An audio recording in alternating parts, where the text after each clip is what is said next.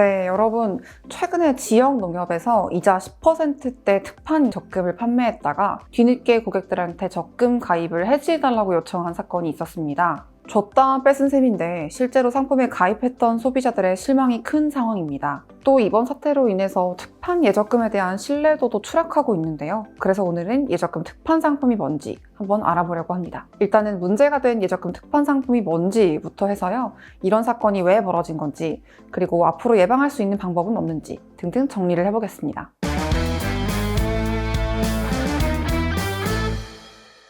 명지혜 기자, 일단 예적금 특판 상품 이러면 뭔가 일반 상품보다 좋은 것 같고 빨리 가입해야 될 것 같고 하는 느낌이 드는데 특판이 정확히 뭔가요? 특판이란 말 그대로 특별 판매 상품입니다. 은행이나 저축은행 같은 금융사들은 보통 기본적으로 예적금 상품을 늘 판매하고 있는데요. 창립 50주년 같은 이슈가 있거나 고객 감사제 같은 이벤트가 있을 때 예적금 특판을 벌이는 겁니다. 그럼 특판 상품이 보통 일반 예적금보다 금리가 높은 편인가요? 네, 그렇습니다. 특판 예적금 상품은 평소에 판매하던 예적금보다 1%포인트 정도 금리가 더 높곤 합니다. 다만 특판은 판매 한도를 정해놓는 경우가 많아서 조기 마감되는 경우가 많습니다. 지난달 11월에는 원광새마을금고에서 연 8% 금리를 책정한 예금 특판을 벌였는데 30분 만에 마감됐다고 합니다. 판매 한도가 얼마인지는 공개하지 않았는데 고금리인 만큼 한도는 크지 않았을 걸로 추측됩니다. 특판을 홍보할 때는 판매 한도를 공개하는 곳들도 있는데요. 한도가 300억 원이고 판매 한도가 소진되면 조기 마감하겠다 이런 식으로 광고를 하는 거죠. 그럼 이런 특판 정보는 어디에서 얻을 수 있나요? 일단 특판은 은행권보다는 저축은행이나 사무금융 같은 이금융권에서 흔히 볼 수 있는데요. 보통은 이미 거래 기록이 있는 고객들한테 문자로 특판을 홍보하는 경우가 많습니다. 저축은행만 해도 전국에 79곳이나 있다 보니까 이런 특판 정보를 문자로 바로바로 받기는 사실 어렵습니다. 그래서 저도 이런 특판 정보는 재테크 커뮤니티를 통해서 확인하고 있는데요. 특히 네이버 월급쟁이 재테크 연구라는 카페에서는 회원들이 특판 정보를 실시간으로 아주 활발하게 공유하고 있습니다. 네, 그러면 이런 특판 상품에 가입하려면 어떻게 해야 하나요? 특판 예적금이라고 해서 가입 절차가 일반 예적금 상품이랑 특별히 다른 거는 아닙니다. 다만 앞서 말씀드렸다시피 좀 한도가 있고 보통 빨리 마감되기 때문에 가입하는 속도가 중요한 것 같습니다. 그리고 요즘은 비대면 전용 상품의 특판이 많기 때문에 금융사의 웹사이트나 앱을 좀 능숙하게 이용하시는 분들이 유리한 것 같습니다.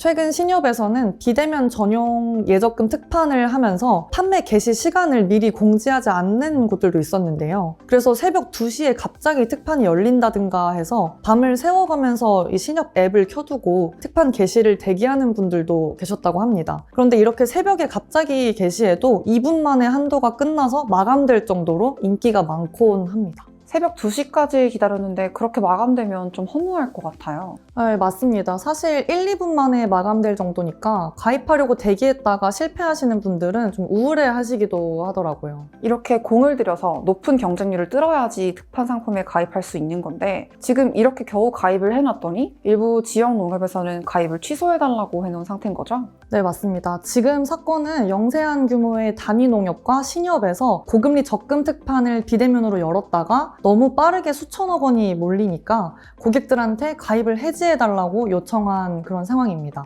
처음에는 6일에 남해축산농협이 고객들에게 문자를 돌리면서 시작됐는데요. 원래는 창구에서만 판매하려던 적금 특판인데 직원 실수로 비대면 특판에까지 등록이 됐다. 그래서 우리 농협의 사이즈에 비해 너무 많은 돈이 들어와서 이자를 지급하기 어려울 수도 있다. 부디 너그럽게 해지해달라 이런 내용이었습니다. 그럼 다른 곳들에서도 이런 일이 또 있었나요? 그 다음 날인 7일에는 동경주 농협에서 비슷하게 고객분들한테 문자를 돌렸어요. 원래 판매하려던 건 50억 한도였는데 그게 5천억 원이나 들어와 버렸다. 그래서 해지를 해달라고 읍소하는 내용이었습니다. 근데 문제는 이 동경주 농협의 적금 특판이 판매된 건 그 문자가 오기 12일 전이었다는 거죠. 그래서 고객들은 감당 못할 돈이 들어왔다면 그걸 왜 12일 동안이나 그냥 갖고 있었냐 이런 의문을 좀 제기하시기도 했습니다. 그래서 남해축산농협이 그 전날 해지 읍소 문자를 돌리는 걸 보고 좀 같이 묻어가려고 하는 건 아니냐 이렇게 비판하시는 분들도 있었고요. 그리고 동경주농협이 문자를 돌린 7일 또 공교롭게도 제주에 있는 사라신협에서도 비대면 적금 특판을 잘못 열었다가 한도 이상으로 판매가 되기도 했습니다. 얼마든지 원하는 금액을 넣을 수 있는 자유적금에도 고금리가 책정됐었는데 고객이 처음 가입할 때 넣은 돈 말고는 더 적금액을 넣을 수 없게 바로 막아버리면서 논란이 됐습니다. 사라신협은 곧바로 고객들에게 상황을 알리고 또 대책을 강구하고 있는 상황이라고 합니다. 그러면 단위농협하고 신협에서 지금 연달아서 비슷한 사건이 벌어지고 있는 상황이네요. 네. 근데 12일이나 대처가 늦었다는 게 조금 이해가 안 되긴 하는데요. 그 특판에 가입하시려고 다른 데 있던 돈을 사실 옮겨와서 가입한 걸 텐데 불만이 생길 수밖에 없을 것 같아요. 네, 맞습니다.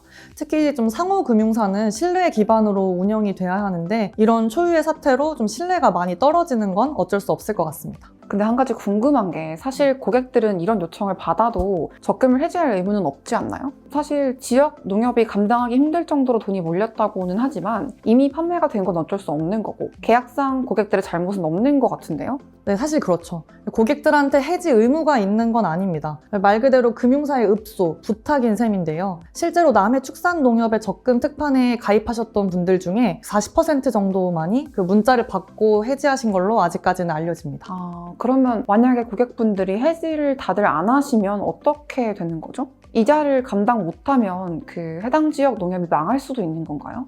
일단 원칙적으로는 어떻게든 그 지역 농협에서 해결을 하기는 해야 합니다. 지난 편에 말씀드린 대로 상호금융사는 지역마다 각각 독립된 법인으로 운영이 되기 때문이고요. 그리고 농협의 해명대로 그 농협의 직원이 실수를 한 거니까 실수한 만큼 책임도 져야 하는 거죠. 하지만 정말 경영을 할 수 없을 정도로 문제가 생겼다면 농협 중앙회 차원에서 자금을 지원해 유동성을 공급하는 길도 있긴 합니다. 근데 이번 사태에 대해서 유동성 공급이 이루어지면 배임 문제가 거론될 수는 있겠지만 지역 농협이 만약 문을 닫을 정도로 힘들어지면 근처 지역 농협과 합병이 되거든요. 근데 합병하면 그 지역민들의 피해도 심해지니까 어쩔 수 없이 지원에 나설 수밖에 없을 겁니다. 네, 이번 일로 상심하시거나 실망하신 분들도 많을 것 같은데요.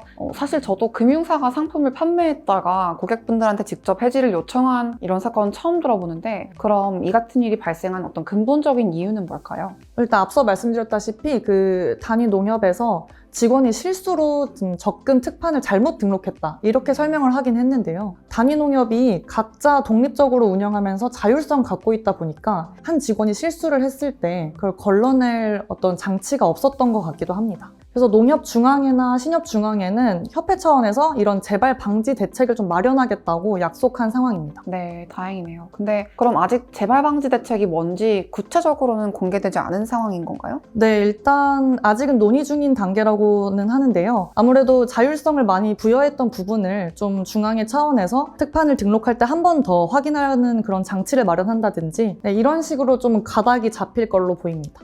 소비자분들이 안심하고 금융상품을 이용할 수 있도록 이런 일이 다시는 일어나지 않았으면 합니다. 명지혜 기자 오늘 예적금 특판 그리고 최근 있었던 사건에 대해서 정리해줘서 감사합니다. 네, 그럼 다음 편에서는 다양한 특판을 어떻게 이용할 수 있는지 쉽게 예적금을 갈아탈 수 있는 방법까지 알아보도록 하겠습니다. 오늘도 영상 끝까지 봐주셔서 감사합니다. 네, 유익하게 보셨다면 구독과 좋아요 부탁드립니다. 감사합니다.